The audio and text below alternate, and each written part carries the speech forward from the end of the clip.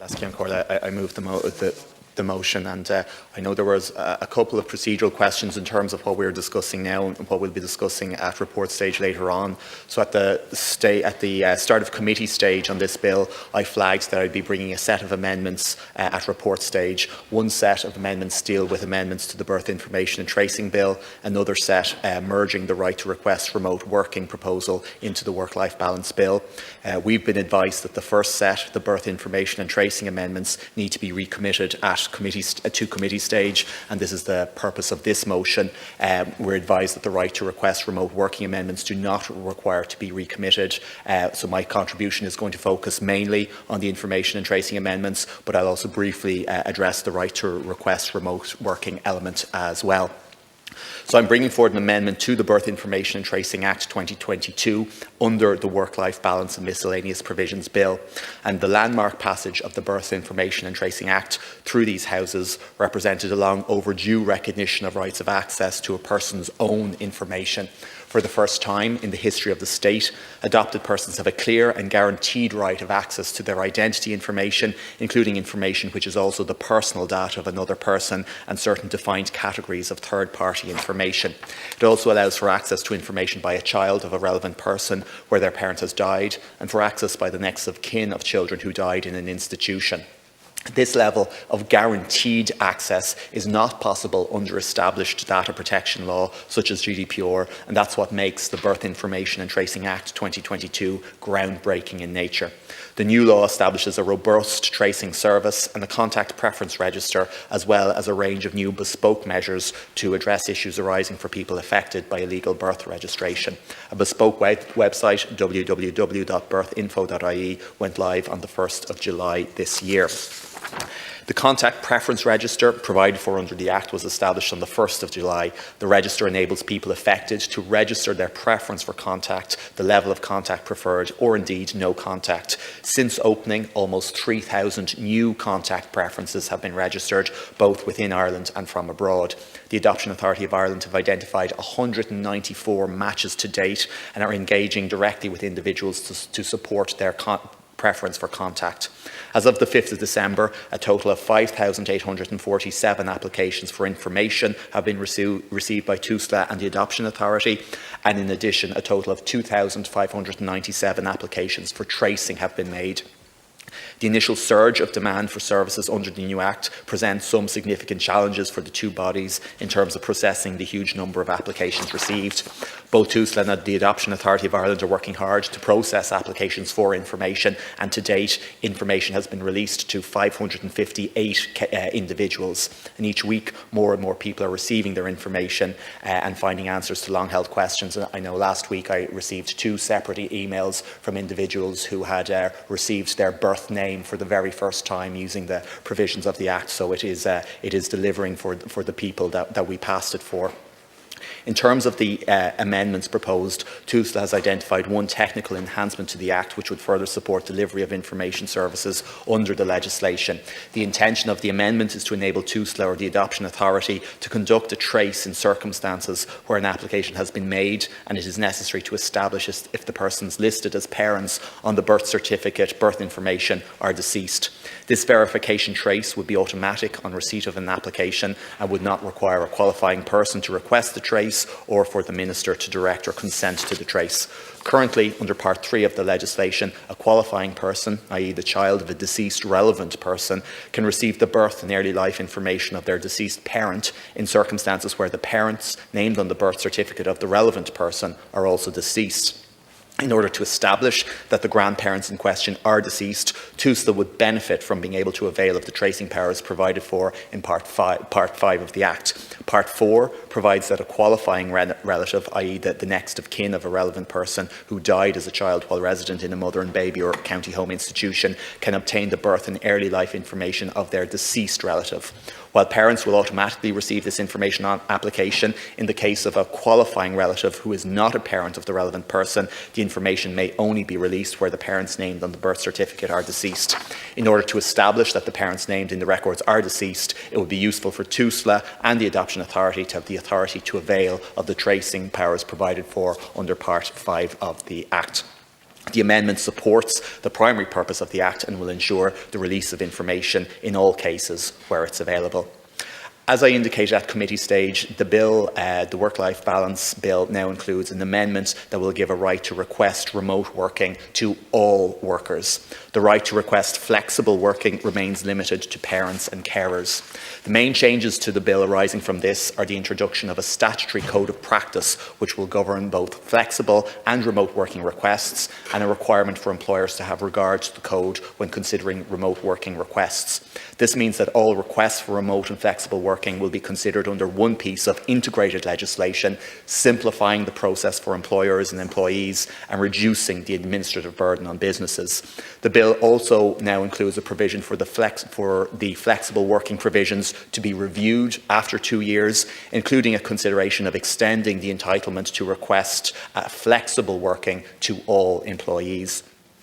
I would note that the PLS report for both the Right to Request Remote Working Bill and the Work-Life Balance Bill recognised the similarity of the bills and recommended that certain aspects should align with each other. The proposed remote working amendments wholly or partially incorporate all 20 of the recommendations of the Right to Request Remote Working PLS report. In particular, recommendation 12 of the Remote Working PLS report sets out that the remote working legislation should align with the general scheme of the Work-Life Balance and Miscellaneous Provisions Act.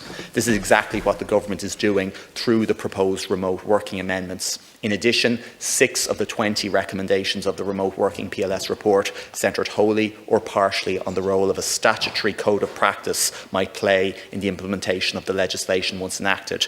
Through the proposed amendments, a single code of practice will be developed, which will form a core element of the decision-making processes governing requests for both flexible and remote working. I have no doubt we'll discuss these in more detail at report stage later on, but I commend the motion to the House. Thank you, Laskin Corlett. Agus inis Louise O'Reilly, Dr. Louise O'Reilly. Gormaigat, Laskin Corlett. And thanks for the opportunity to say a few words this afternoon. Let's be honest, this debate wouldn't have come about if Sinn Féin hadn't sought it. And it's a pretty sad state of affairs that we had to request a debate on this matter and on the broader issue of what's been done with this bill. An amendment is being inserted into the Work-Life Balance Miscellaneous Provisions Bill, which in effect inserts a whole new piece of legislation into this bill at final stage. It inserts what should be a standalone piece of legislation on remote working. The decision to do this has the result of bypassing key legislative stages in the Oireachtas. Legislating to deliver a legal basis for remote working has been a priority for workers and indeed for representatives for a long time. Despite having nearly 2.5 years to deliver this important legislation through a standalone bill, the Government and the Taoiseach have failed. As a result, we now have a situation where the Government are trying to circumvent their failure by allowing the Taoiseach to annex his remote working legislation onto the Minister for Children, Equality and Disability Integration and Youth Work-Life Balance Miscellaneous Provisions Bill. The result is that complex legislation, which should be delivered by way of a standalone bill, is being introduced by way of amendment. By introducing the legislation as an amendment at the final stage, the Government are bypassing 3 key stages that a standalone bill would have gone through in the Dáil: second stage, committee stage and report stage. The Government and the Taoiseach are pulling a fast one in relation to remote working, and they're denying us, as elected representatives, the opportunity to query or raise concerns regarding these complex legislative changes around remote working. This accusation will be reinforced later on here this evening when report stage of the Work-Life Balance Bill is going to be guillotined. There are a number of questions regarding the recently published amendments which need to be answered. In section 18, subsection 2, you state that employees approved remote working arrangements will not commence before a time when the employee concerned has completed 6 months continuous employment with the employer concerned. I want to ask why the 6 months continuous employment is still being persisted with. If we look across the water, just this week, the British Minister for Small Business has removed the 6 months continuous employment clause for workers requesting remote working. In announcing he was doing this, Kevin Hollinrake said it was a no-brainer to extend the existing right to request flexible working after 26 weeks with an employer to all employees from day one, as it would help commute by private car. the right to remote working is also of crucial importance to ease housing pressure in urban areas and facilitate urban regeneration. Instead, the height of the Taoiseach's ambitions seem to be a version of the underwhelming legislation from the UK on the right to request working from home, which was widely acknowledged to be of really very little use, particularly to workers. We need a lot more ambition than that. The pandemic has already taught us that many jobs can be done remotely without the loss of productivity. The government should not pretend otherwise. The government needs to do more than make minor incremental changes in this area. There can be no going back to the old way of working practices to ensure overdue and long-lasting reform. Its plans must include a legal right to work remotely. In addition to that, last week it was announced that a limited trial for a 4-day week was overwhelmingly successful for the 12 companies that took part. Of those companies, there are some planning to continue with that model into the future. The trial resulted in increased productivity for companies and significantly improved the benefits for staff, including reduced stress, improved family time and better sleep. If the government want to show any ambition in this area, now is the time to roll out a much broader pilot project to examine moving to a 4-day week. I know it won't be possible for everyone, but certainly a wider pilot is necessary. It is now nearly 100 years since we moved from a 6-day working week. Technology and work practices have utterly changed in the intervening period, not least since COVID dramatically sped up the rollout of remote working. A 4-day week is a win-win for both workers and businesses. The government should now build on the success of this initial trial and develop its own pilot into a 4-day working week. Thank you. There are speakers here who are not here, so I'm moving down now to the final group, and you're taking some Okay, time. thank you. And I just want to say, Minister, it's very important that we support this motion to amend the Birth and Information and Tracing Act 2022 to empower the Child and Family Agency, TUSLA, or the Adoption Authority of Ireland to conduct a trace for specified purposes.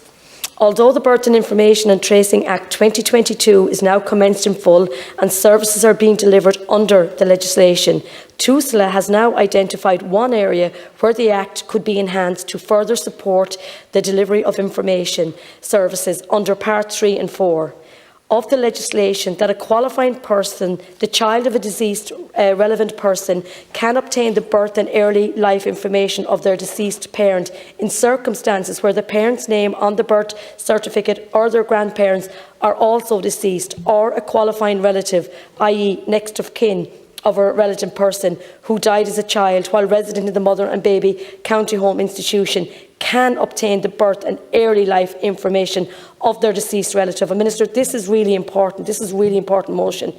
In order to establish that parents' name in the records are deceased, it would be highly useful for TUSLA and the AAI to have the authority to avail of the tracing powers provided for in Part 5 of the Act. This inclusion is necessary in scenarios where a relevant person is deceased and their child is seeking their identity information as a qualifying person under Part 3, accessed by a qualifying person to birth certificate, birth and other information provided items relating to the relevant parent. This amendment will enable the Child and Family Agencies, TUSLA, or the Adoption Authority of Ireland to contact a trace in circumstances where an application has been made under Part 3 or Part 4. This would be automatic on receipt of an application and would not require a qualifying person to request the trace. This motion for the Dáil approval is necessary as this amendment to be done via the Work-Life Balance Miscellaneous Provision Bill 2022 and is outside the scope of this bill. This amendment is an important one and I would engage with all of you to support it. Thank you very much, and thank you, Ceann Comhairle, for letting me in. Thank you.